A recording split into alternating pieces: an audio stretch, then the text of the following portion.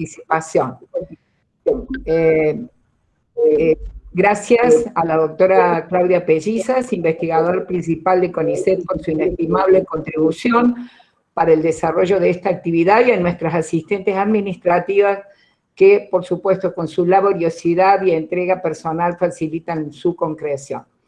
Es muy grato para mí, constituye un honor presidir esta sesión en representación de la Comisión Directiva, con la convicción de dar cumplimiento a los objetivos que hemos acordado, consistentes en desarrollar en el abanico de temas propuestos por las diferentes secciones aquellos temas relacionados con COVID-19, dada la importancia de este flagelo que desde la declaración de pandemia, el 11 de marzo del 2020, ha alcanzado cifras realmente inimaginables, de 125 millones de casos a nivel mundial, 2.700.000 aproximadamente, y 70 millones de individuos que han sido recuperados. Estos son datos de hoy que muestra Johns Hopkins, este Centro de Ciencia e Ingeniería en Sistemas, que refleja minuto a minuto la recopilación de datos oficiales de distintas fuentes en tiempo real. La conferencia de hoy versará sobre los mecanismos de protección de vitamina D contra COVID-19, tema que ha cobrado gran interés en investigación biomédica, fundada en los conocimientos de las acciones de vitamina D en los mecanismos de replicación e infectividad de SARS-CoV-2 y sus efectos antiinflamatorios, entre otras funciones también importantes en este tema. Hemos invitado a transmitirnos sus vastos conocimientos en el tema a la doctora Adriana Duso, destacada investigadora, miembro correspondiente extranjero de nuestra academia, a quien le agradecemos su generosa participación. Gracias, Adriana, por compartir este espacio, por supuesto, siempre con la excelente condición que te caracteriza. Bienvenida nuevamente al seno de nuestra institución, de la que ya es una partecita de invito a la académica Nori Tolosa a efectuar una presentación curricular de la doctora Duso en los aspectos más relevantes de su background científico, si bien ella tiene un reconocimiento acabado nacional e internacional. Gracias, Nori, por contribuir al desarrollo de esta presentación, y al doctor Carlos Argaraña, coordinador de la sección de investigación básica de nuestra academia. Nori.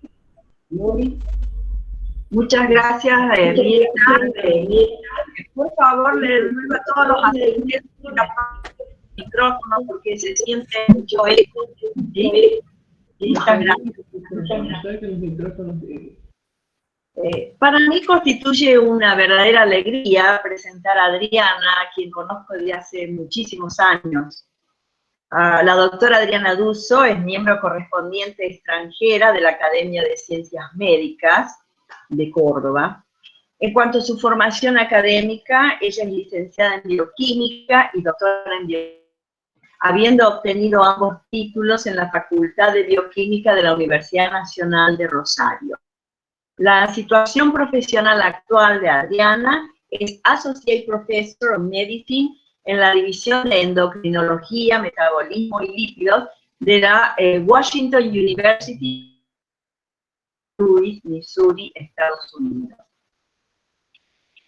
Adriana, después de rendir su tesis doctoral sobre vitamina D y metabolismo de hierro, precisamente en 1985, se unió al laboratorio del doctor Zlatochowski en la división renal en la Washington University en San Luis, USA, con una beca postdoctoral.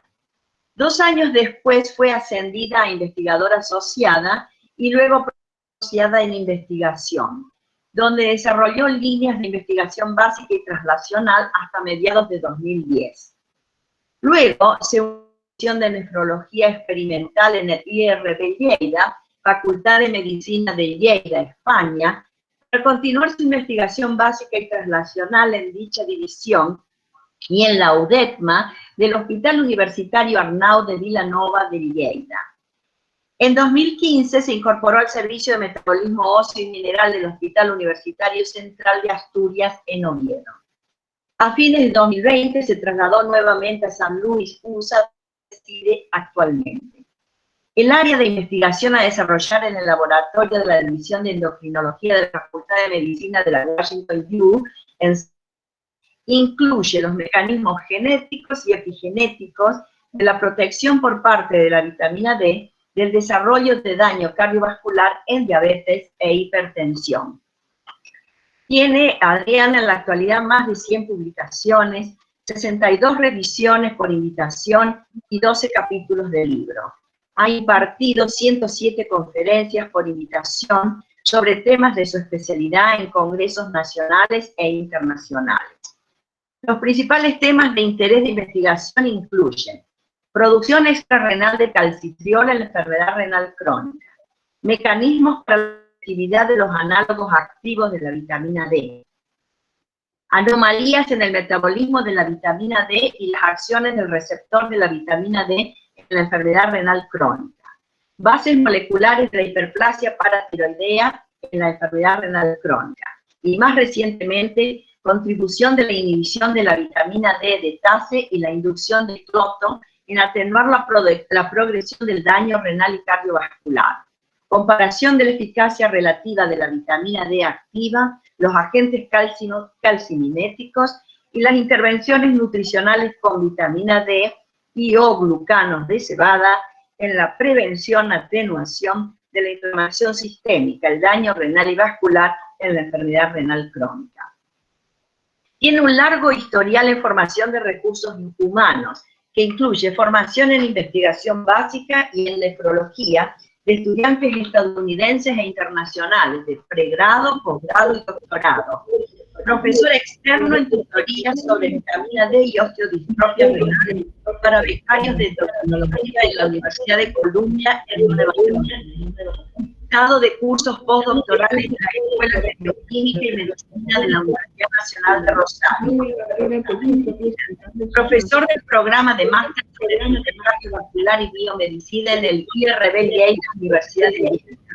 También ha dirigido tribunal de tesis nacionales e internacionales. Es parte del Consejo Editorial de Kidney International en enero de 2013. Ha participado como miembro del panel internacional de expertos nombrado por la Sociedad Internacional de Neurología para actualizar las guías CADIGO. Nori, perdón la interrupción. Doctora Riera, ¿puede apagar el micrófono? Me parece que hay una interferencia. Perdón, Nori. Sí, no hay problema. Retomo. Es parte del Consejo Editorial de Kidney International desde. Ha participado como miembro del panel internacional de expertos nombrado por la Sociedad Internacional de Nefrología para actualizar las guías CADIGO en nefrología en el área de vitamina D, metabolismo óseo y mineral en la osteodistrofia renal. Entre las distinciones se puede citar la designación de investigadora distinguida del Instituto de Investigaciones Sanitarias del Principado de Asturias en Oviedo en el año 2018.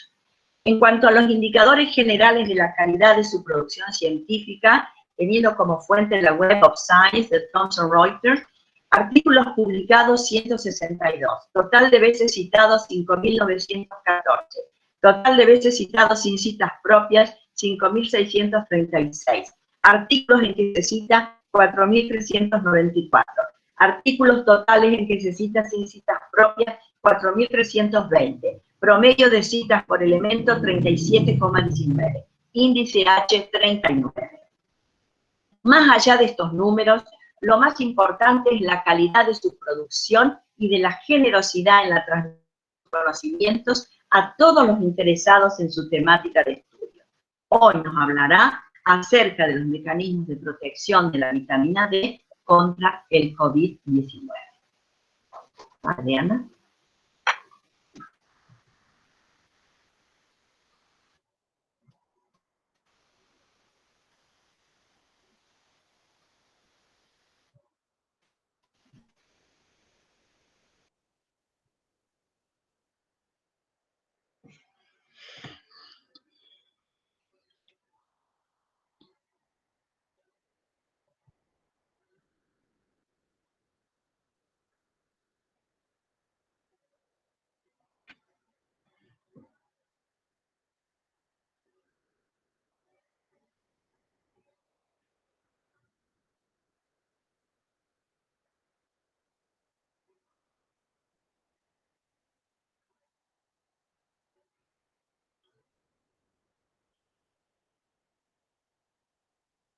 para intentar atenuar el avance de esta pandemia.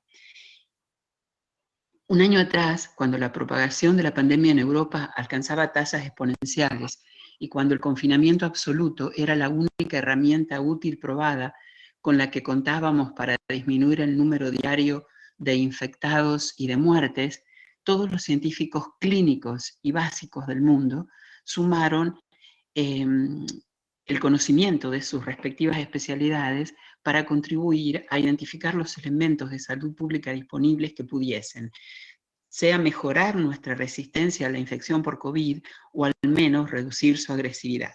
Entonces, los objetivos fundamentales de esta charla son presentar la evidencia científica de por qué pensamos en la vitamina D y qué hemos aprendido de la pandemia. En lo que respecta a la vitamina D, ustedes saben muy bien que no es una vitamina, sino es una prohormona. Se trata de una sustancia que no es una vitamina porque el organismo la puede sintetizar simplemente por la acción de la luz ultravioleta del sol, del rango B, sobre un precursor, el 7-hidrocolesterol, en la piel, que lo transforma en previtamina D, que sufre a la temperatura de la piel una isomerización para dar la forma de la vitamina D, que es una molécula liposoluble y que por tanto necesita de un transportador para circular en el medio acuoso del plasma, y ese transportador es la DBP o D-binding protein.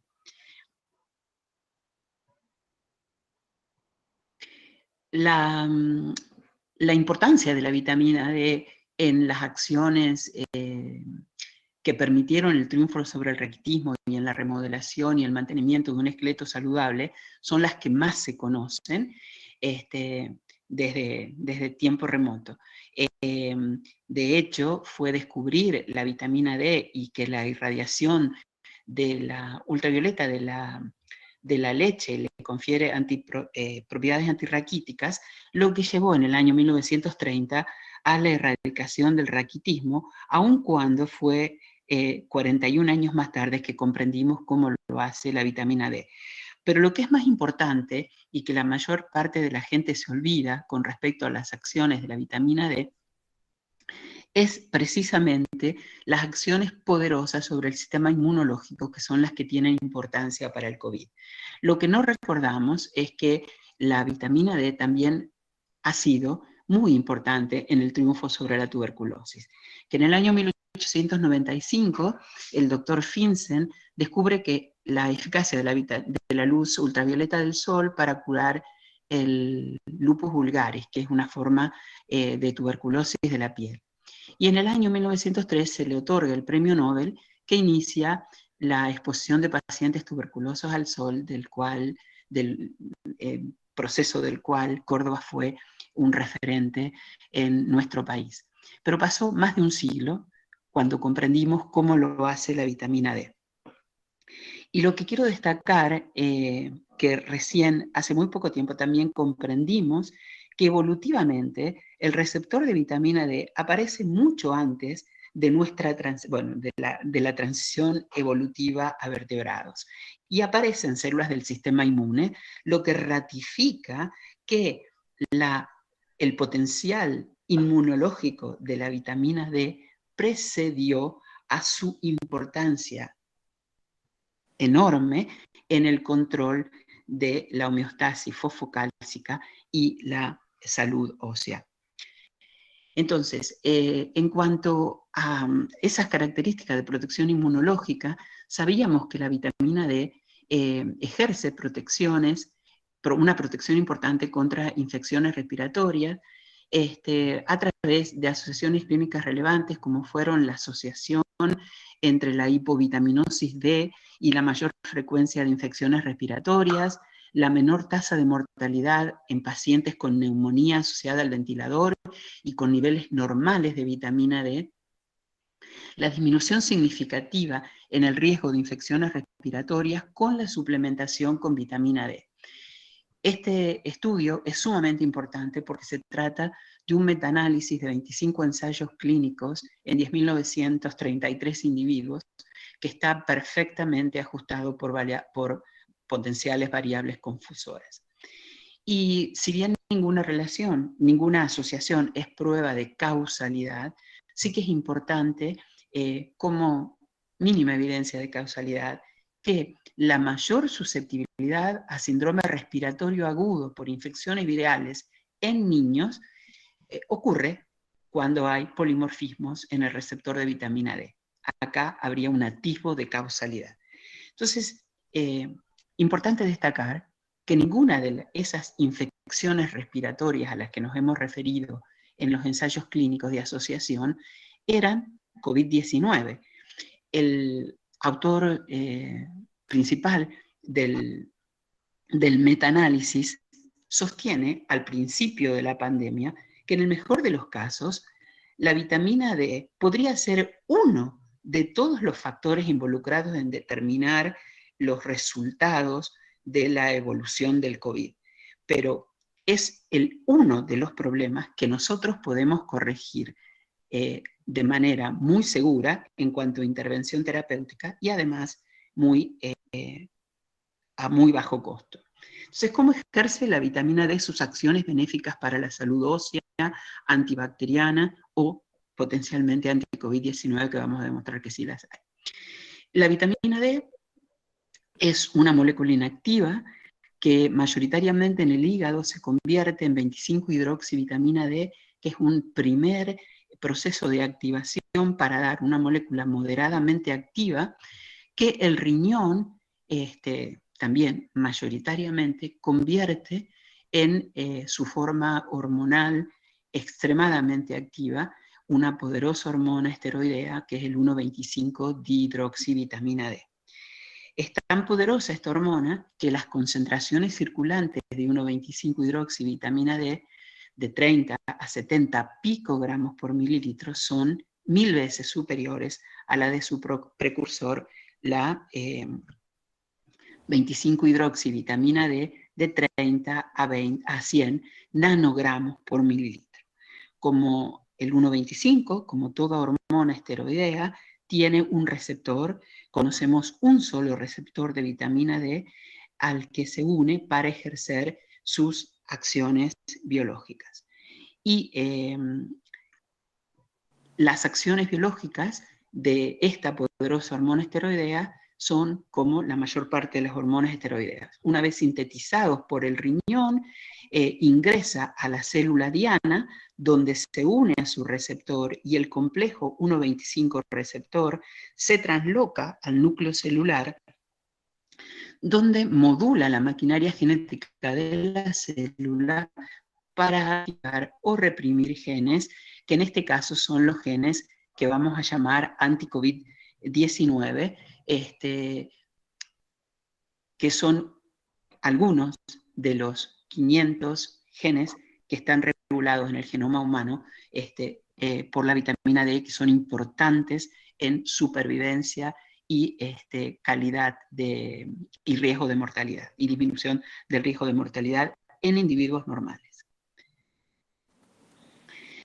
Lo que quiero destacar también, que es muy importante en los estudios de suplementación, es que debido a la poderosa acción calcitrópica que tiene el calcitriol, la forma hormonal de la vitamina D, y a los riesgos que ustedes conocen perfectamente, que a los riesgos adversos de la hipercalcemia, existe una estricta autorregulación de la producción de calcitriol por el propio calcitriol. El mecanismo involucra dos procesos. Primero, la inhibición de su propia síntesis, es decir, de la conversión de calcidiol a calcitriol, que ocurre en el riñón, y la otra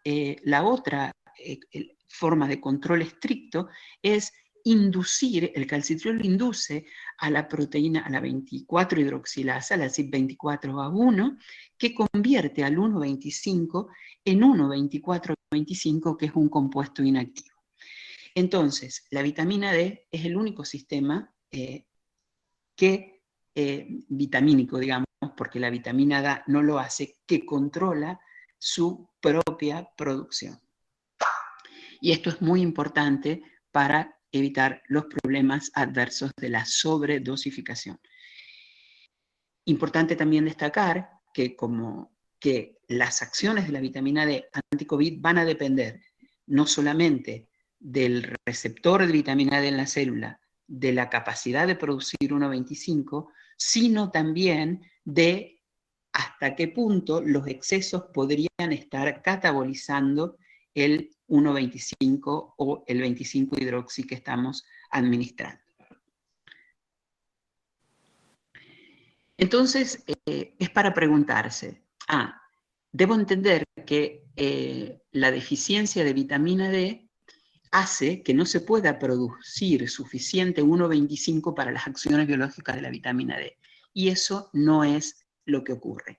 Hemos aprendido que la deficiencia de vitamina D se asocia con hiperparatiroidismo secundario, con reducida masa mineral ósea, mayor susceptibilidad a infecciones virales y bacterianas en individuos con función renal normal y calcitriol sérico normal. Entonces, ¿por qué la deficiencia de vitamina D se asocia con mayor paratormona, los niveles bajos de vitamina D con mayor niveles de paratormona en un rango anormal? Porque existe en la glándula paratiroidea, en la célula paratiroidea, perdón, la misma capacidad de convertir el 25-hidroxivitamina D en 1,25 que existe en las células del túbulo proximal del riñón. Y esa producción de 1,25 local puede suprimir la PTH sin que haya alteraciones de la homeostasis sistémica con los efectos adversos a los que nos referíamos de la hipercalcemia. Entonces, ¿qué es lo que pasa? ¿Por qué existen las asociaciones entre la deficiencia de vitamina D y en su conjunto con un mayor riesgo de mortalidad por todas las causas?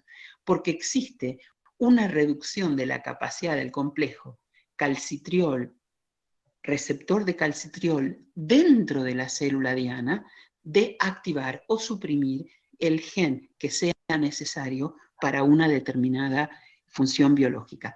Y lo que está graficado aquí con respecto a la glándula paratiroidea está explicitado también en esta diapositiva con respecto a la capacidad antituberculosa del macrófago con o sin niveles adecuados de vitamina D. Lo que se ve en esta diapositiva es que el 25-hidroxi producido en el hígado, que la célula de la piel lo puede producir por sí misma, llega al macrófago, el macrófago se convierte a 1,25, el 1,25 se une a su receptor, se va al núcleo de la célula, donde se activa la maquinaria genética de la célula para producir un antibiótico, que es la catelicibina, que es el compuesto antituberculoso que produce la vitamina D. Pero además, como hemos dicho en un principio, existe una potente regulación no solo de las infecciones bacterianas y virales por parte de la vitamina D, sino también un control de daño tisular por inflamación excesiva, aún en enfermedades autoinmunes o aún en individuos trasplantados. ¿A qué me refiero? Ya hemos visto la capacidad antiviral y antibacteriana por la activación local de 1,25. Además del macrófago, el 1,25, la forma hormonal de la vitamina D, modula la tolerancia de las células presentadoras de antígenos. Entonces, en el trasplante y en enfermedades autoinmunes, previene una respuesta inmunológica excesiva. Pero lo más importante a lo que me quiero referir en cuanto a protección contra el COVID es en mantener el balance que se indica aquí entre monocitos, linfocitos T agresivos, que son los que activan la producción de citoquinas inflamatorias que aumentan el estrés oxidativo multiorgánico con el daño en múltiples tejidos, y en este caso nos ocupan nos preocupa particularmente el daño pulmonar del exceso inflamatorio. Lo que hace la vitamina D es no solo suprimir la actividad de estos linfocitos y por lo tanto el daño multiorgánico, sino que tiene un efecto protector adicional a través de la inducción de los linfocitos T regulatorios que son protectores del daño tisular en la inflamación excesiva. Una de las evidencias con las que contamos de que la vitamina D podría proteger del daño tisular por una tormenta inflamatoria excesiva de un sistema inmune hiperactivado, ha sido demostrada en el trabajo de del grupo de la doctora Gonzalo, de la St. Louis University, donde ella encuentra que en individuos con progeria, donde hay un envejecimiento acelerado, entre otras cosas, del sistema inmunológico, el tratamiento con la forma hormonal de la vitamina D suprime la activación de los fibroblastos, previniendo aumento en la actividad de los sensores citoplasmáticos, CGAS, STING, STAT1 y la respuesta a interferón. Y eso está explicitado en este gráfico, pero para no entrar en tanto detalle, aquí se ve a la izquierda un típico gene array donde tenemos fibroblastos normales, fibroblastos progéricos con un patrón de genes totalmente diferente y la diferencia notable que el tratamiento con calcitriol hace del patrón, del perfil de expresión de los fibroblastos progéricos. Pero lo que quiero destacar que los genes cuya expresión en proteínas se muestra en este western, es que los genes proinflamatorios y profibróticos inducidos por la progeria son los mismos que se incrementan en los pacientes COVID en las unidades de cuidados intensivos. Entonces, es cierto que la eficacia de la vitamina D para inhibir la expresión de estos genes que generan una tormenta inflamatoria no ha sido caracterizada completamente en el COVID-19. Pero como establecieron los neumólogos y epidemiólogos, puede ser que la vitamina D no prevenga a los pacientes de contraer el virus, pero puede reducir por lo menos una de las complicaciones, como es la tormenta inflamatoria y prevenir la muerte en esos pacientes.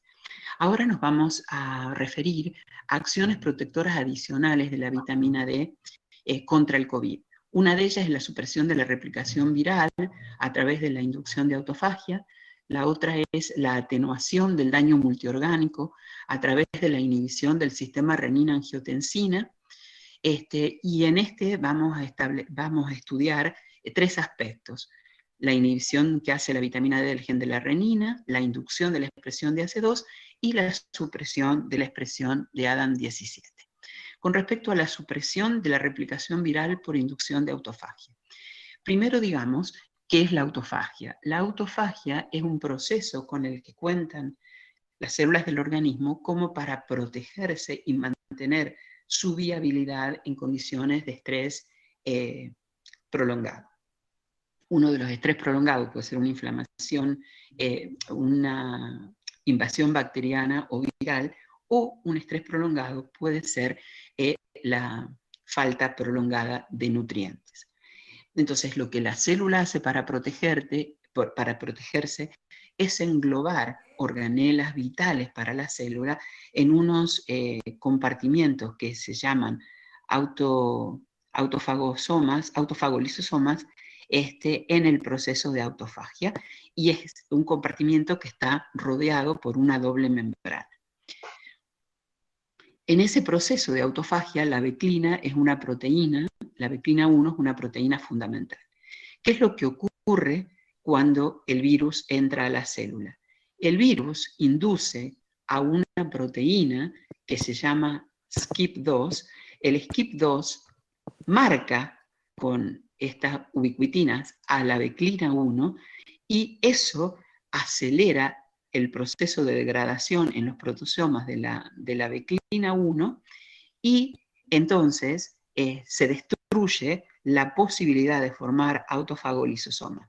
El virus se aprovecha de la maquinaria genética de las membranas y de la falta de autofagolisosomas que lo destruirían en el proceso de autofagia y aumenta notablemente su capacidad de replicación. ¿Qué es lo que se ha encontrado? ¿Qué es lo que nosotros sabemos? Que uno de esos inhibidores del proceso iniciado por el virus podría ser la vitamina D. ¿Por qué? Porque es un inhibidor de la SCIP2, de manera que restablecería el proceso de autofagia y el englobado del virus que le impediría continuar el ataque y su replicación dentro de la célula. Entonces, lo que destacamos es que la inhibición del SCIP2 por la vitamina D podría contrarrestar el bloqueo autofágico inducido por el COVID-19, disminuyendo la carga viral. La cloroquina también participa en el proceso de formación de autofagolisosomas, de manera entonces que, como son dos puntos distintos del mismo proceso, la vitamina D podría también ejercer un efecto antiviral sinérgico con el de la cloroquina. Entonces, resumiendo un poquitín esto, dijimos que el COVID-19 que entra a la célula a través de la proteína AC2 aumenta el SCIP2, perdón, como para destruir a la beclina de 1 y con la disminución de la beclina de 1 que ocurre después de la invasión viral, se disminuye el proceso de autofagia y se multiplica la capacidad de replicación viral y la infectividad. En cambio, la vitamina D, a través de la supresión de SCIP2, permite el mantenimiento de la beclina 1 y del proceso de autofagia, disminuyendo significativamente la replicación viral. Entonces, la inhibición del SCIP2 por parte de la vitamina D nutricional activa podría recuperar la capacidad autofágica de la célula del epitelio pulmonar, atenuando la replicación viral y, por tanto, la carga viral y también los potentes efectos antiinflamatorios que la vitamina D también puede controlar. Pero también la supresión de SCIP2 puede potenciar actividades antiinflamatorias, como se demostrara en el lupus. Y esas actividades antiinflamatorias de suprimir SCIP2 involucran el mantenimiento de ese balance del que les hablé, que consiste en disminuir el número de linfocitos T patogénicos y aumentar a través de la inducción de la subpoblación de linfocitos T regulatorios. Entonces, una de las cosas que quiero destacar como corolario de esta actividad es que este mecanismo de inhibición de la autofagia por el virus podría explicar en parte por qué la edad es un factor de riesgo crítico en la infección por COVID. Y voy a hablar de la capacidad de la vitamina D de inducir cloto como parte de su acción anti-COVID. El cloto es el único gen que basta para retrasar el envejecimiento y aumentar supervivencia. De hecho, si se elimina el gen cloto, solamente el gen cloto en un ratoncito, el ratoncito se convierte en un ratoncito viejo con todas las características del envejecimiento acelerado, como son la enfermedad ósea metabólica, hiperparatiroidismo secundario, cardiomiopatías, calcificación vascular, y el proceso de envejecimiento que ocurre en los humanos. Entonces, nosotros sabemos, en el curso de la pandemia sabemos que la replicación viral y el daño pulmonar es más grave en las personas mayores y que conforme avanza la edad disminuyen tanto los niveles de vitamina D como la expresión de cloto. O sea, nuestra capacidad de producir vitamina D disminuye y la expresión de cloto va disminuyendo progresivamente conforme avanza la edad. Entonces, habíamos dicho que la vitamina D, a través de la inhibición de SCIP2, aumenta los niveles de beclina, permitiendo aumentar la autofagia y disminuir la replicación viral y su infectividad. La vitamina D, como les había comentado, aumenta el cloto, y el cloto, ¿qué tendrá que ver el cloto con la autofagia? El cloto actúa en esos mecanismos de protección que aumentan supervivencia, aumentan longevidad, precisamente a través del mantenimiento de la actividad de la beclina 1 y su rol en autofagia. Entonces, podemos concluir, y este es el mensaje que me gustaría que se llevasen, es que la replicación viral y el daño pulmonar es más grave en los mayores por la menor capacidad de autofagia de las células pulmonares previa a la invasión viral y que está causada por una combinación de menores niveles de vitamina D y menores niveles de cloto. Con respecto a la regulación, a la atenuación del daño multiorgánico a través de la inhibición del sistema renina-angiotensina, vamos a referirnos en primer término a una acción muy conocida de la vitamina D, como es la inhibición del gen de la renina.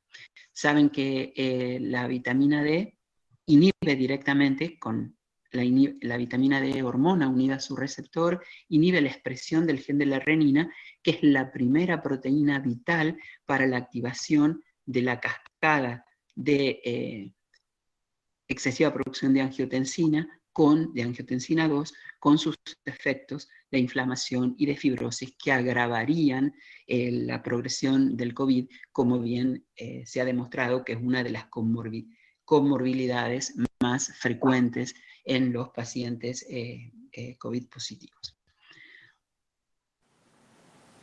Pero a fines del año pasado también conocimos otra propiedad antihipertensiva de la vitamina D.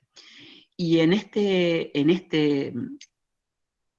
este trabajo, que es del grupo al que me he integrado recientemente, del doctor Carlos Bernal Mizrachi, se ha demostrado que la deficiencia prenatal de vitamina D en la madre aumenta la susceptibilidad de las crías a hipertensión en la vida adulta, aún cuando después de nacer se las exponga a niveles normales de vitamina D, o también cuando las células hematopoyéticas precursoras provenientes de esos embriones se trasplantan a embriones vitamina D suficiente, o sea que es trasplantable.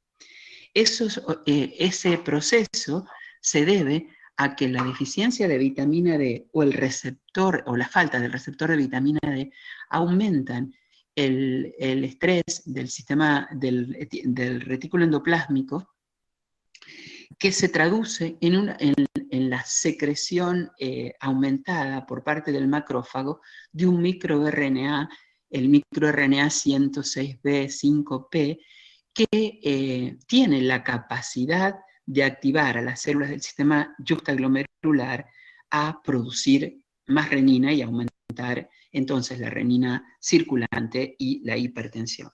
Entonces, lo que yo más quisiera destacar de esta contribución es que una vez más existe una contribución del fenotipo inflamatorio de los monocitos y macrófagos deficientes de vitamina D a aumentar el daño multiorgánico, no solo por la inflamación, sino por exacerbar la hipertensión.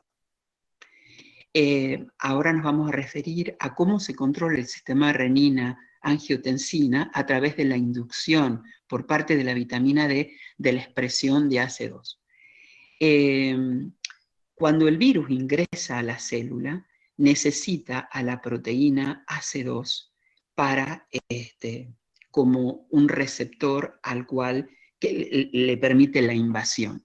Pero una vez que entró a la célula, el virus produce una degradación de la ACE2 que imposibilita las acciones antisistema renina-angiotensina exagerado de la ACE2 de la membrana celular. ¿A qué me refiero? Ustedes saben bien que cuando tenemos un exceso de angiotensina 2, que a través de la activación de su receptor el receptor de angiotensina tipo 1, se exacerban el daño pulmonar agudo, el remodelado anormal del miocardio, la vasoconstricción y la permeabilidad vascular. Cuando tenemos niveles adecuados de AC2, que no ocurre cuando estamos sufriendo la invasión viral, esa AC2 puede disminuir las acciones negativas de la angiotensina a través de una conversión de la angiotensina 2 a angiotensina 1,7, que tiene propiedades precisamente opuestas a las de la angiotensina, no solo por reducir la angiotensina, sino por las propiedades antihipertensivas y protectoras de la angiotensina 1,7. Pero también puede prevenir la conversión de angiotensina 1 en angiotensina 2 a través de convertir a la angiotensina 1 en angiotensina 1,9. Entonces,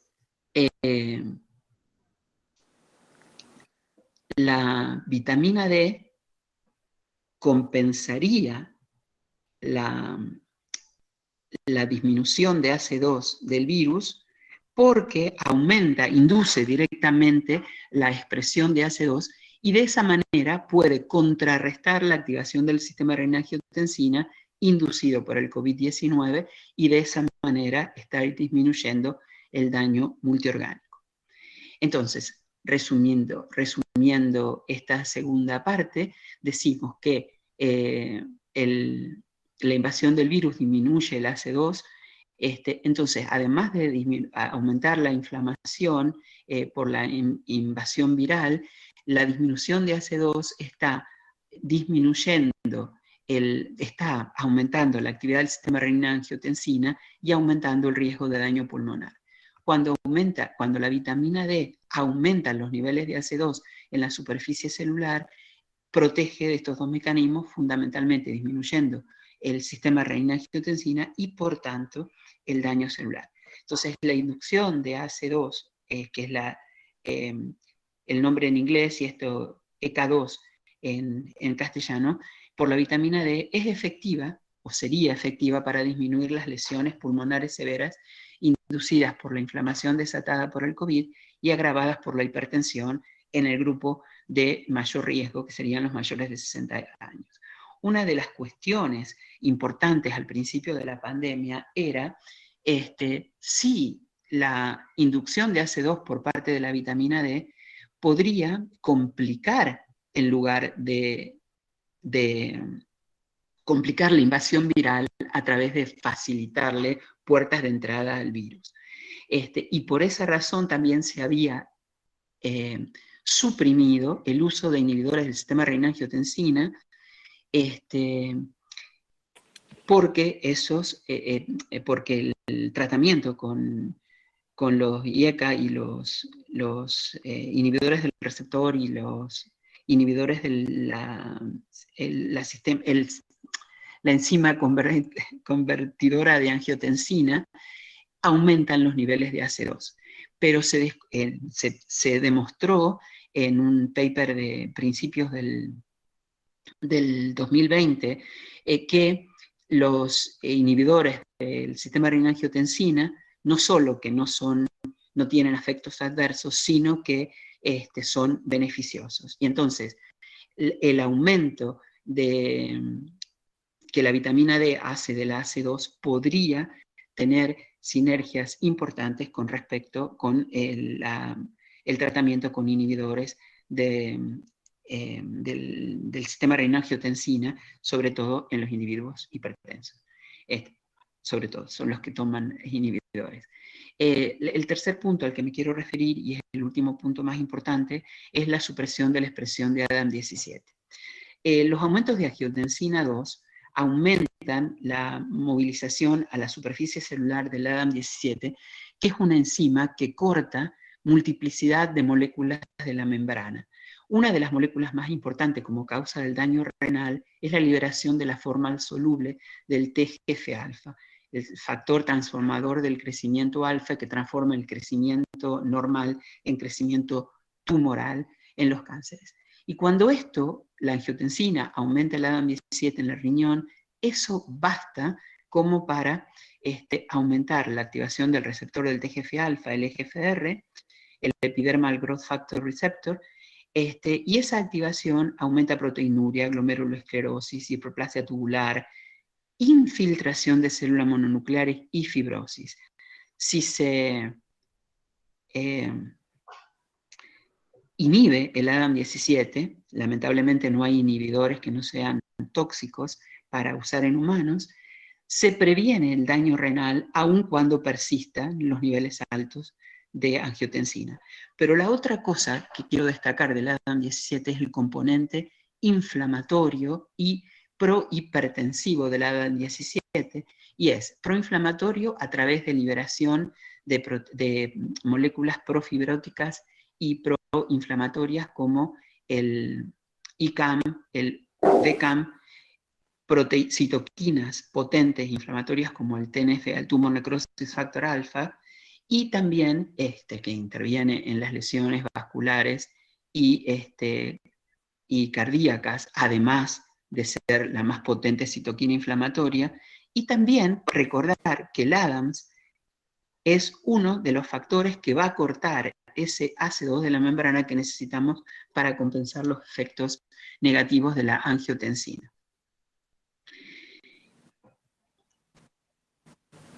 Y lo que quiero destacar es que el virus aumenta el ADAM17. Entonces, en la célula pulmonar infectada, aumentos en la liberación de TGF-alfa por los incrementos de ADAM17 inducidos por el virus van a exacerbar el daño pulmonar. Y la vitamina D inhibe no solamente al ADAM17 responsable del daño renal y de la inflamación sistémica causada por la angiotensina 2, sino que va también a contrarrestar la disminución de AC2 inducida por la invasión viral. Entonces resumimos aquí el impacto de la importancia de la inhibición de ADAMS por la vitamina D y el calcitriol.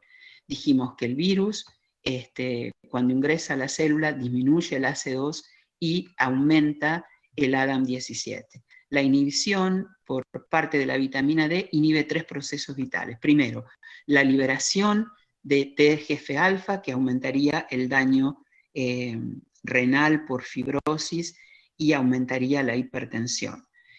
La liberación de TGF-alfa, que a través de la unión a su receptor favorece los mismos procesos de lesión pulmonar aguda agravados por la hipertensión y la inflamación. Y disminuye la posibilidad de que el virus reduzca la AC2 de la membrana celular, que es necesaria no solo para contrarrestar o atenuar los efectos negativos de la angiotensina 2, sino para propiciar los efectos protectores de la angiotensina 1,7 ligada a su receptor, como son los de antifibrosis, antioxidante, vasodilatador, normotensivo y de protección pulmonar. Entonces, ¿cuáles serían los cuidados más importantes que nosotros tendríamos que tener para maximizar los efectos beneficiosos de la corrección de la hipovitaminosis D en individuos COVID positivos, minimizando riesgo? Nosotros sabemos, perdón por el error, que la vitamina D, la deficiencia de vitamina D se asocia a aumento en mortalidad por todas las causas, y que la corrección de la deficiencia disminuye ese riesgo. Esta es la curva de mortalidad ajustada. Para un rango de vitamina D normal tenemos la menor proporción de mortalidad, y que va aumentando a medida que disminuye los niveles circulantes de vitamina D, pero que tenemos que tener cuidado porque a partir de un cierto punto empiezan a aumentar para valores superiores a 50, 60 nanogramos por mililitro. Entonces, ¿cuánto de colecalciferol, de vitamina D tenemos que dar? Tenemos que pesar eficacia anti-COVID contra el riesgo de otras afecciones. Por ejemplo, si entramos en dosis que produzcan hipercalcemia, podríamos convertir la inducción de la autofagia por la vitamina D en la célula pulmonar a muerte celular por autofagia e impedir los aumentos de AC2 necesarios para contrarrestar el efecto antiinflamatorio de los aumentos de RAS, del sistema renina-angiotensina. Sabemos cuáles son las indicaciones de las distintas sociedades para mantener niveles normales de vitamina D. Lo que no sabemos, y ahora hemos aprendido algunas cosas, es cuánto es necesario para compensar el COVID. Entonces, sabemos, por ejemplo, que en diabetes, en hipertensión o en artritis necesitamos al menos 4.000 unidades internacionales diarias y no las 2.000 que se aconsejan, de 1.000 a 2.000 que se aconsejan para los adultos. Y que en el caso de la esclerosis múltiple a veces son necesarias aportes diarios de más de 6.000 unidades, hasta 12.000, 14.000 unidades diarias.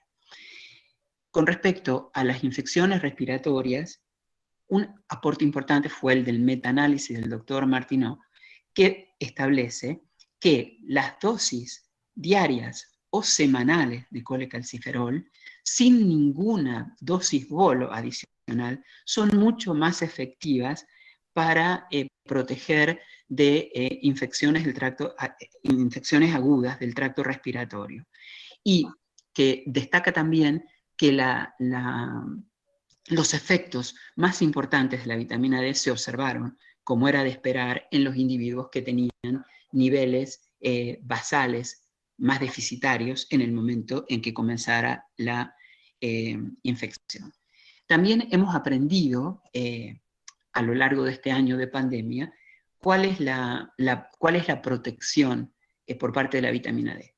Hemos aprendido que los porcentajes más elevados de positividad para el COVID coinciden con los niveles más bajos de 25-hidroxivitamina D en áreas con predominio de población afroamericana y de latinos. Este estudio se hizo en 191.000 individuos en Estados Unidos. Que la deficiencia de vitamina D se asocia a un mayor riesgo de infección por COVID, superior en un 45% al de la de individuos normales, y de hospitalización del 95% superior a la que tendrían individuos con niveles normales de vitamina D. Que la suplementación con colecalciferol reduce el riesgo de mortalidad en pacientes admitidos con infección aguda. Que los niveles normales de vitamina D reducen 7 veces el riesgo de muerte en individuos infectados. En un estudio prospectivo, el SHADE, se demuestra que 60.000 unidades semanales de colecalciferol por 7 días a pacientes asintomáticos o con enfermedad leve negativiza la positividad del test y disminuye los niveles de fibrinógeno en una semana, con lo cual la supresión de la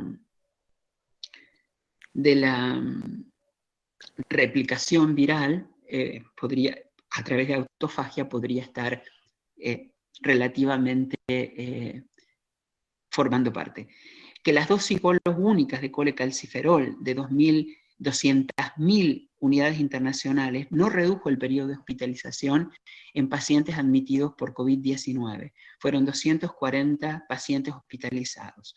Volviendo a reiterar lo que decía el doctor Martineau, de que las dosis bolos pueden no ser efectivas. Y que hay una significativa disminución de la admisión a la unidad de cuidados intensivos en pacientes COVID positivos que recibieron en el momento de la admisión dosis elevadas de calcidiol, el 25-hidroxivitamina D. Las dosis fueron elevadas, se dieron por 3 días, el día 1, el día 3 y el día 7. Y quiero destacar lo que ha aparecido bien recientemente, que en la población afroamericana el riesgo de ser COVID positivo con niveles de 25-hidroxi entre 20 y 30 nanogramos por mililitro es casi 2,5 veces superior al de los mismos individuos de la misma población con niveles superiores a 40. Esto ha aparecido recientemente, marzo 19 para ser más precisa, y lo que quiero destacar con ello es que no todos necesitamos la misma cantidad de vitamina D para tener un efecto anti-COVID positivo. Una última cosa para recordar es que, como dijimos, el 1,25 producido en el riñón cuando entra la célula diana es el más potente para inducir acciones anti-COVID. Que el 25-hidroxi se puede transformar en 1,25 dentro de la célula diana y de esa manera no modificar la homeostasis fosfocálcica y tener exactamente los mismos efectos de protección anti-COVID que el propio calcitriol producido por el riñón. Pero hay dos cosas que quiero mencionar que son importantes. El 25-hidroxi, vitamina D, se puede unir directamente al receptor de vitamina D y aunque no tiene la potencia del 1,25, podría alcanzar modificar los genes de supervivencia, pero también podría alcanzar a modificar el riesgo de hipercalcemia que tiene el 1,25 cuando se da en concentraciones excesivas. Y la otra cosa importante a destacar es que existe una sinergia cuando el 25-hidroxi y el 1,25 se unen al calcitriol. Es decir, la unión del 25-hidroxi aumenta la potencia del 1,25 para regular expresión génica. Y por eso quiero destacar que cuando nosotros estamos dando vitamina D en muchas de las células del organismo, que también tienen la capacidad del hígado de producir 25-hidroxivitamina D, podríamos estar promoviendo esta sinergia. Entonces, adelante con la provisión del calciferol, pero para ver, de acuerdo en el tratamiento del COVID, si le damos colecalciferol o si es un estado muy avanzado y necesitamos calcitriol porque no tenemos suficiente receptor, pesar la eficacia y el riesgo. Como no tenemos demasiados parámetros para medir si estamos siendo efectivos en prevenir las características del avance del COVID-19, ¿cómo podemos personalizar las dosis? Midiendo la relación calciuria-creatininuria para asegurar que dosis efectivas, por ejemplo, para disminuir inflamación, no causan daño renal por hipercalcemia. Recordar que el calcitriol activa el receptor para regular estos genes anti-COVID, pero que el calcitriol no va a corregir la deficiencia de vitamina D y que los valores normales de vitamina D sinergizan con el calcitriol para corregir las resistencias a la vitamina D que podrían estar causadas por disminuciones en el número de receptor cuando ha habido una prolongada deficiencia de vitamina D. Muchísimas gracias por su atención y quedo a su disposición para las preguntas.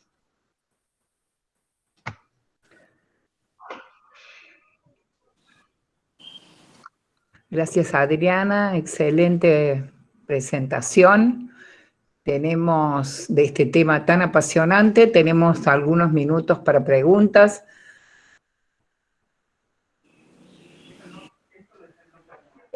Mientras van pensando, yo haría una chiquita. La suplementación de magnesio es recomendada conjuntamente con la suplementación de vitamina D para regular como cofactor de algunas reacciones enzimáticas. ¿Esto sería válido en los trabajos, digamos, que se están desarrollando con vitamina D asociado a la administración de magnesio, Adriana? No tengo... Sé que el magnesio beneficiaría eliminando algunos de los efectos antagónicos que podría tener los aumentos de calcio, pero no hay suficiente documentación para ver el efecto positivo que podría tener el magnesio en estas acciones de vitamina D. Gracias. ¿Puedo hacer una pregunta? Sí, doctor. Soy Bartolomé Allende, yo soy ortopedista. Desde hace mucho, nosotros en ortopedia usamos en la tercera edad vitamina D en pacientes de tercera edad o en pacientes con artritis reumatoidea. Siempre he tenido el miedo, por ignorancia, del abuso que puedan hacer los pacientes con el consumo de vitamina D, especialmente si lo toman por un tiempo prolongado, por muchos años. ¿Hay algún riesgo? En los estudios que se están haciendo, sobre todo porque no se sabía muy bien en los últimos estudios de cómo tratar el COVID, se establecieron cuáles serían los márgenes de seguridad. Pero con respecto a qué dar y a cuánto dar, es muy importante, la pregunta es importantísima, es importantísima. Y por eso la manera más fácil de asegurarnos que no vamos a provocar una sobrecarga de calcio es hacer una medición. Ustedes saben que el calcio sérico se controla por una infinidad de factores. Es tan perjudicial que tenemos muchísimos mecanismos de control. Entonces, medir la calcemia no nos estaría indicando si nos estamos pasando. Entonces, lo que mejor serviría para determinar si hay un exceso de calcio circulante es medir lo que decía en la última diapositiva, la relación calcio-creatinina en orina, descartar que haya un proceso de hipercalciuria y entonces seguir adelante con la dosis. Con respecto a los niveles, ¿qué dosis? Dosis de 2.000 unidades diarias en los adultos. Yo debe hacer 20 años que estoy tomando 2.000 unidades diarias de vitamina D. Y como les decía, la vitamina D tiene un mecanismo de autorregulación. Es decir, cuando se produce suficiente cantidad de vitamina D donde se necesita, se aumenta la degradación, no solo de la forma hormonal, sino también del 25-hidroxi, en el que se convierte la vitamina D. Entonces, en los tratamientos prolongados y en las personas mayores, sí que conviene mantener una dosis que asegure un nivel adecuado y mantener esa dosis por tiempo prolongado. Entonces, como yo sé que en Argentina y en muchísimos lados, la medición de vitamina D es costosa, la forma de asegurarse de que la vitamina D alcanza sería ver si se corrige el reducir los marcadores, en el caso del doctor Allende, en los pacientes con artritis reumatoidea, si los marcadores de inflamación están reducidos sin que aumentemos el grado de hipercalciuria que tenga ese paciente.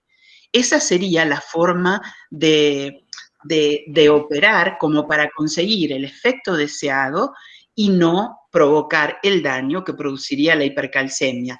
Lo que yo sugería para el COVID con respecto a eso. Lo mismo con respecto a la hormona paratiroidea en los enfermos renales.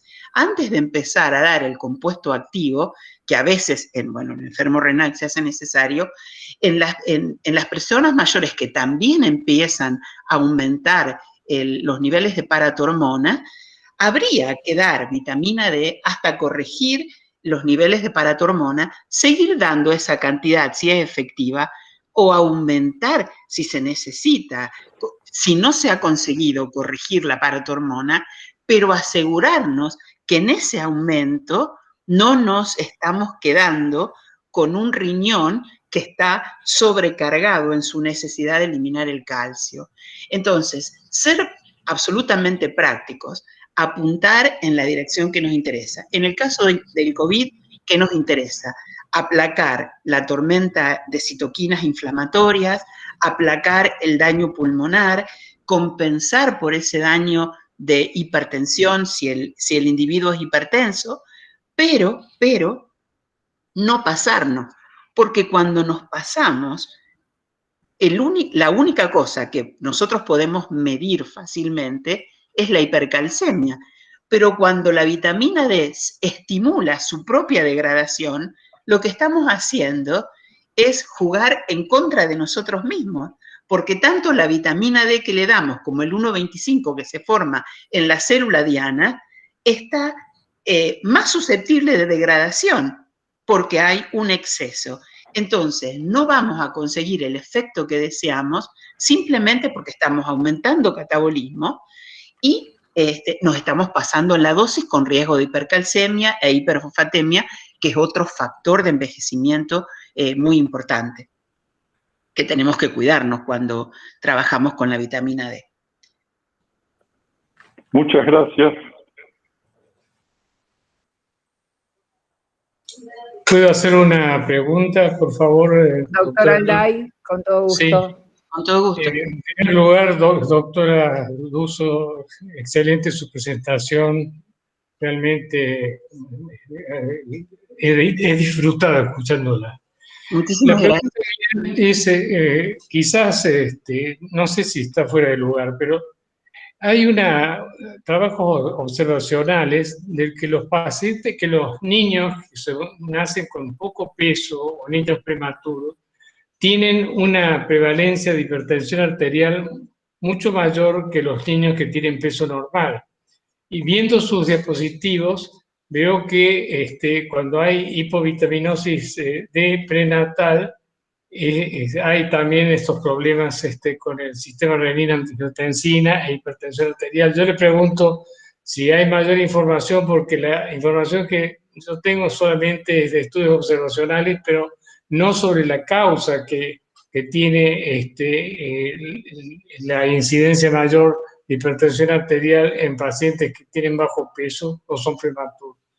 En el laboratorio al que me he integrado ahora, en diciembre del año pasado, que yo mostré solamente una diapositiva, es importantísimo lo que usted comenta, y por ejemplo se veía en madres que habían tenido baja proteína durante el embarazo, la ingesta de baja proteína durante el embarazo, que aumenta el riesgo de hipertensión en esos niños, es lo mismo que la propia deficiencia de vitamina D, un proceso epigenético. Es decir, ¿qué es lo que pasa? Se están marcando ciertos genes que quedan marcados para siempre.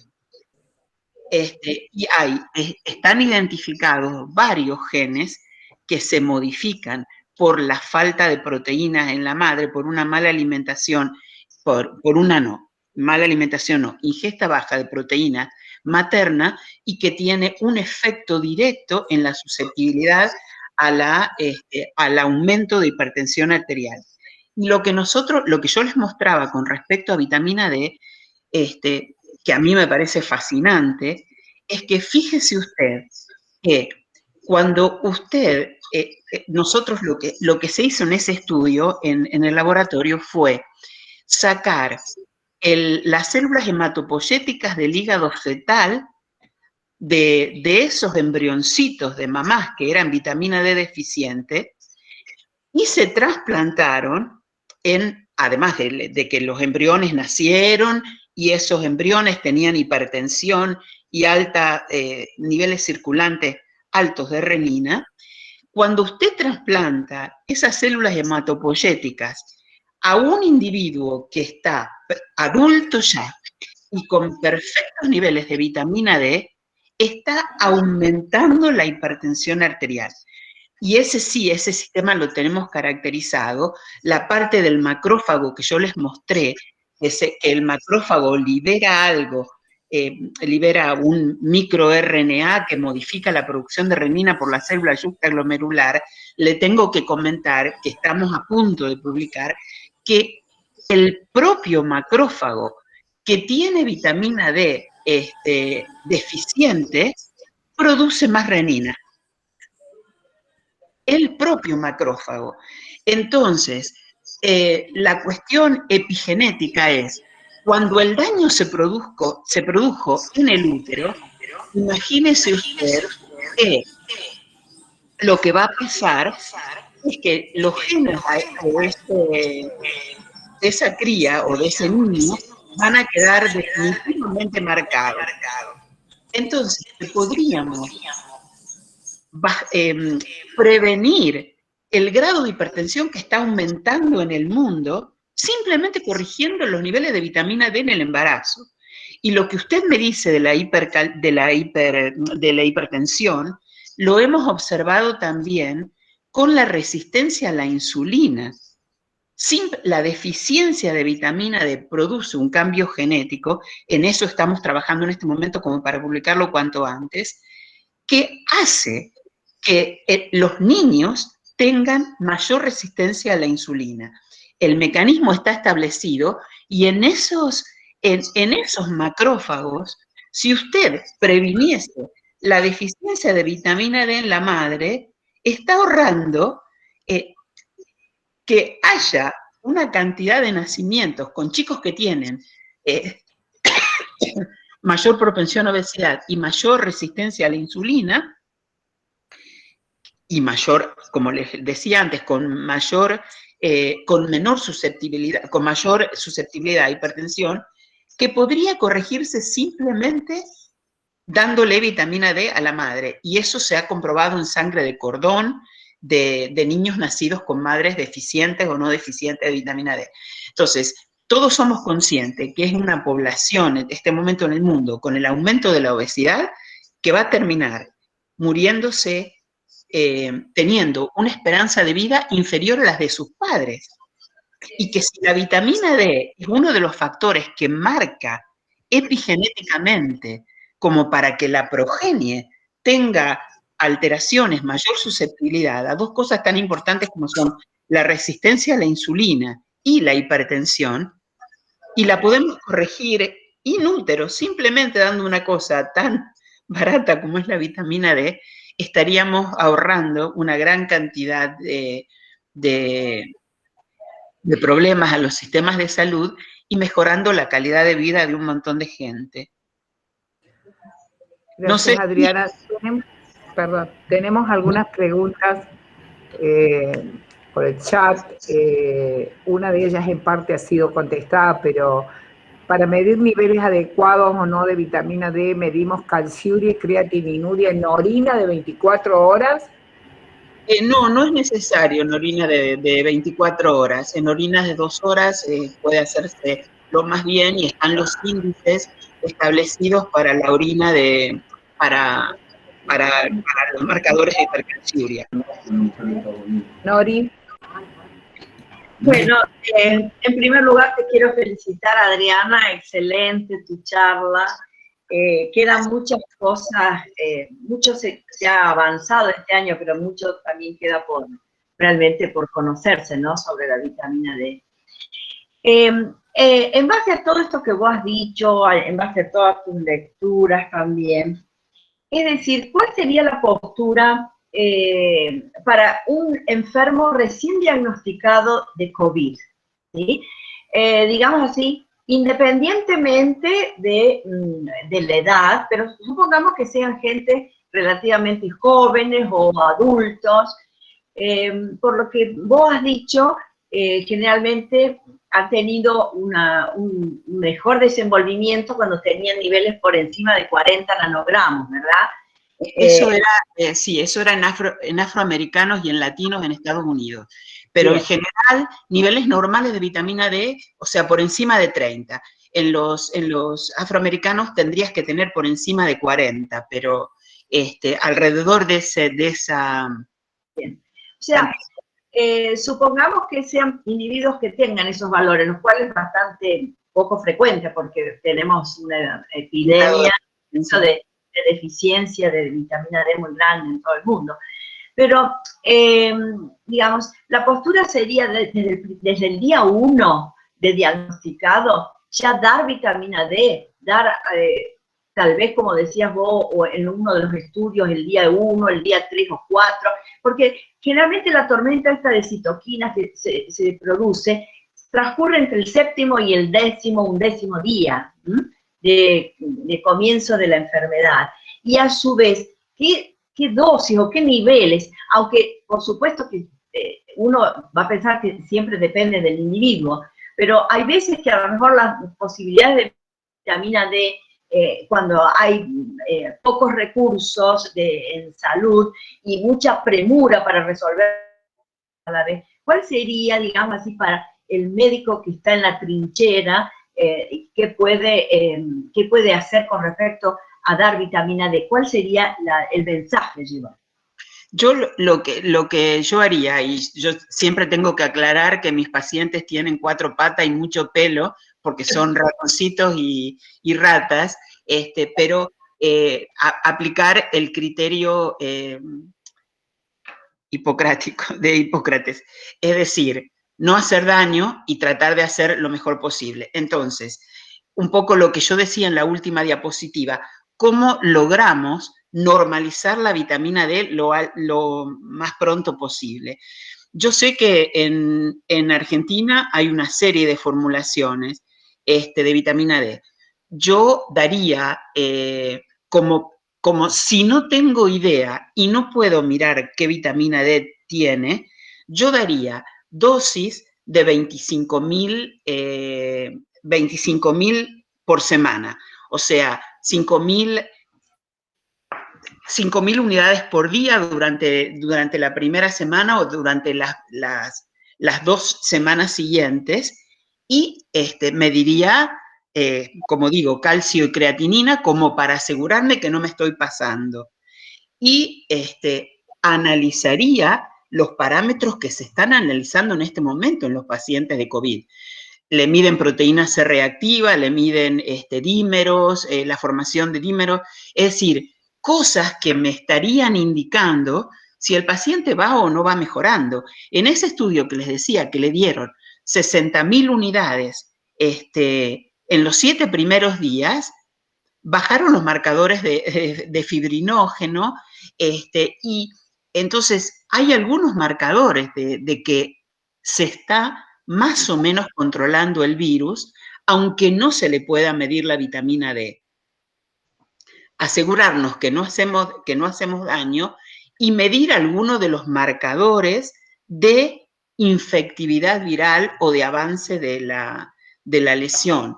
Eso me parece que son las cosas más importantes. Inclusive, cuando yo estaba todavía en la Washington University, antes de irme a España por 10 años, uno de los neumólogos, era el que estaba a cargo de la unidad de terapia intensiva, decía, yo no sé qué pasa, a los pacientes que tienen niveles de vitamina D bajos, demoramos muchísimo más en sacarlos del respirador.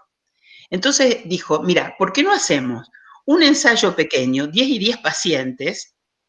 Y realmente fue impresionante ver que con 10 y 10 pacientes era una diferencia de 0.001 para el tiempo para sacarlos del respirador a los que estaban en terapia intensiva. Niveles normales o bajos de vitamina D. Entonces, ese tipo de cosas prácticas, de ver efectos o no efectos con respecto a la respuesta a los que están intubados para salir de la intubación o hacerse negativa los marcadores de inflamación, es lo que yo digo que se intente hacer, y aunque no se mida la vitamina D, asegurarse de que no se está produciendo hipercalcemia. Eso es lo más práctico que se me ocurre decir, porque como les mostré en una de las últimas diapositivas, la respuesta individual varía tremendamente de persona a persona. Entonces hay que jugar de una manera personalizada para brindar lo máximo posible sin riesgos, ¿no? Gracias. Gracias, Adriana. Doctor Galetti, usted tenía una pregunta, me pareció que levantaba la mano. En este caso, entonces, mientras el doctor se formula la pregunta, en los pacientes ventilados, entonces, en este caso, las dosis serían, ¿cuáles, Adriana? Digamos, ya en el cuadro más severo, digamos.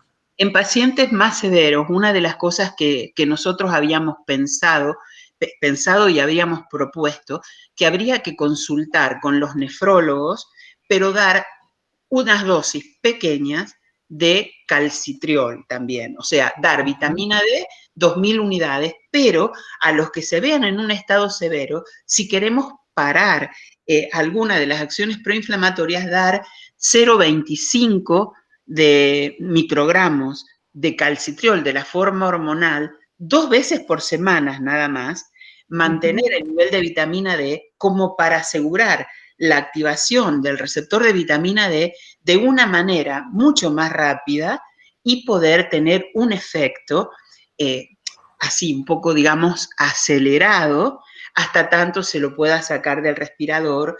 Si no tenemos posibilidad de medir rápidamente la vitamina D y saber qué tan deficiente es o qué tan prolongada es la deficiencia, que pueda haber bajado los niveles del receptor.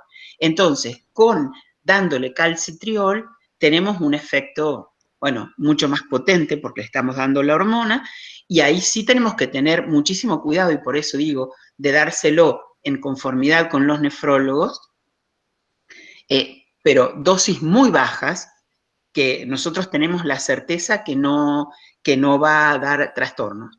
En 2 casos, no, 3 casos fueron, de una chiquita que estaba haciendo el doctorado conmigo en España, una nefróloga, 85, 89 y 87 años, con todas las complicaciones cardiovasculares, hipertensión, pero problemas severos cardiovasculares, que entraron con una infección aguda que se pensaba que eran, por la edad y por el cuadro severo, se pensaba que no iban a salir.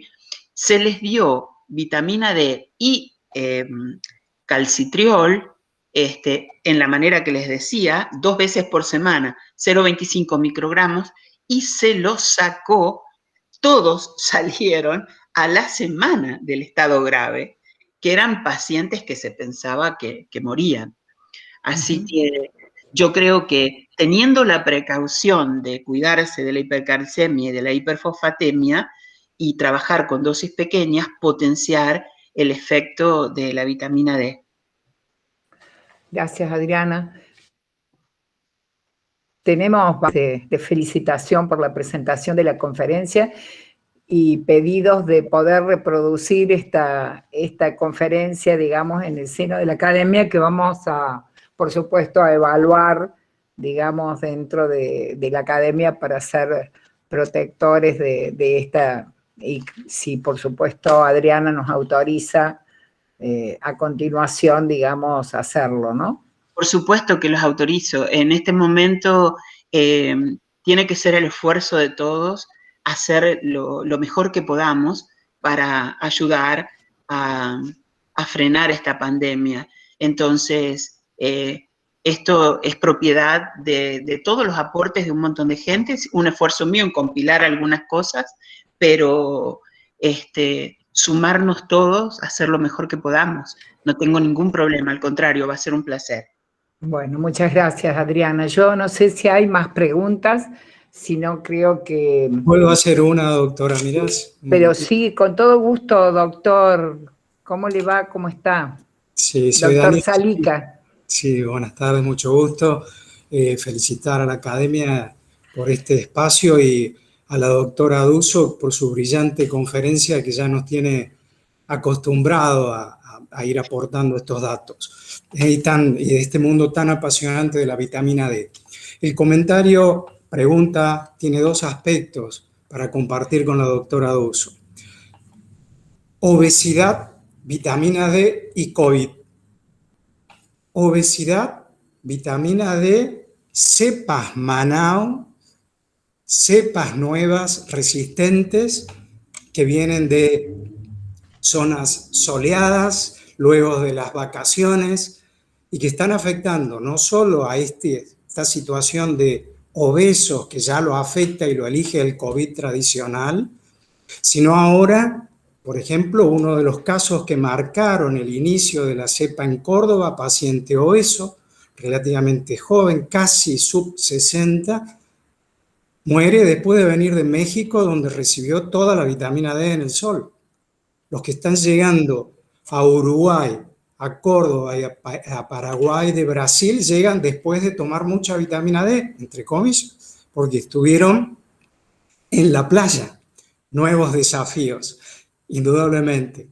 Entonces la pregunta es particular, así como veíamos lo del renal crónico, obeso, que tanta necesidad y particularidad tiene con la vitamina D frente al COVID, y esta instancia de estas cepas más agresivas, más bravas, que se están llevando por delante a los jóvenes también.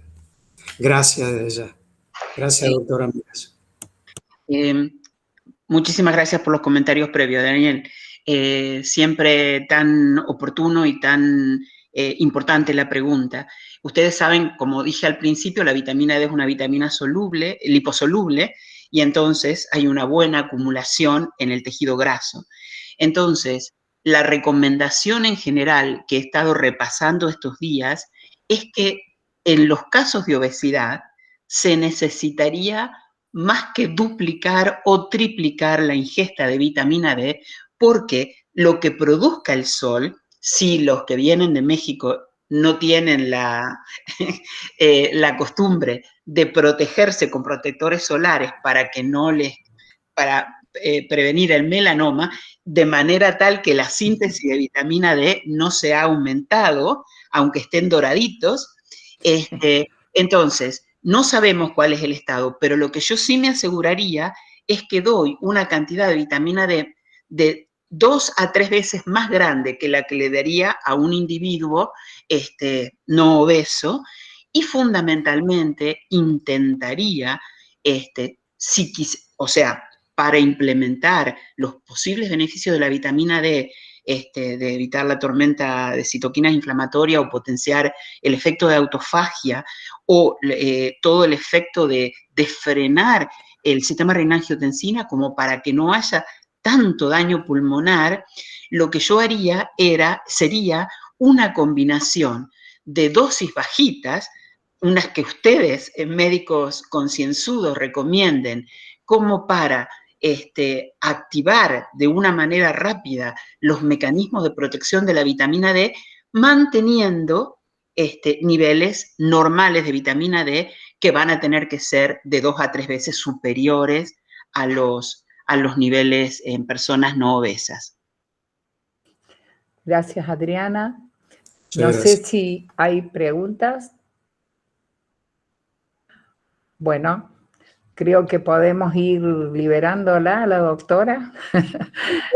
Doctora, mira, una última oferta por si interesa. Además de la charla que con todo gusto pueden ustedes difundir, me gustaría que la doctora, que Nori, o ustedes que tienen mi contacto de email, subiera preguntas que pusieran la disponibilidad de mi mail por si surgiera alguna cosa.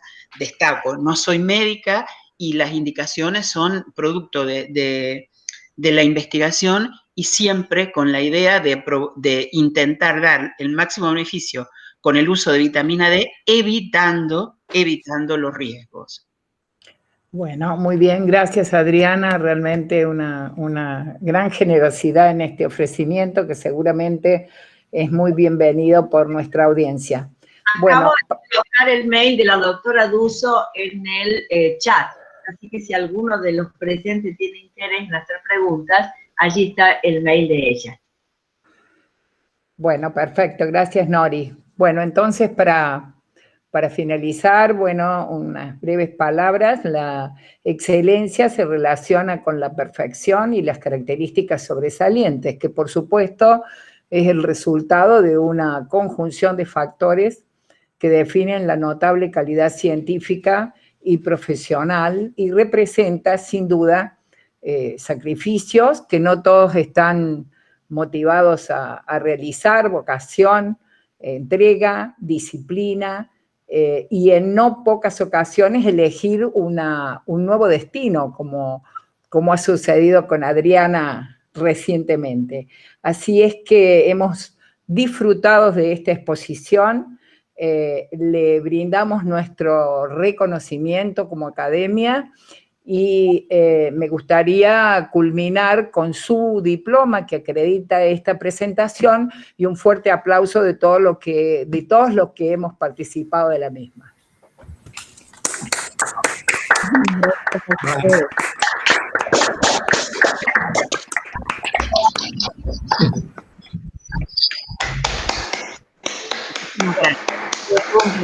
para mí. Gracias, Adriana. Gracias, Adriana. Un placer, como siempre. Suerte, un placer. Gracias y muchísima suerte. Cuídense mucho todos y que podamos hacer lo mejor de nosotros para controlar la pandemia en Argentina. Sería genial que pudiésemos controlarla pronto. Ojalá. Ojalá. Ojalá.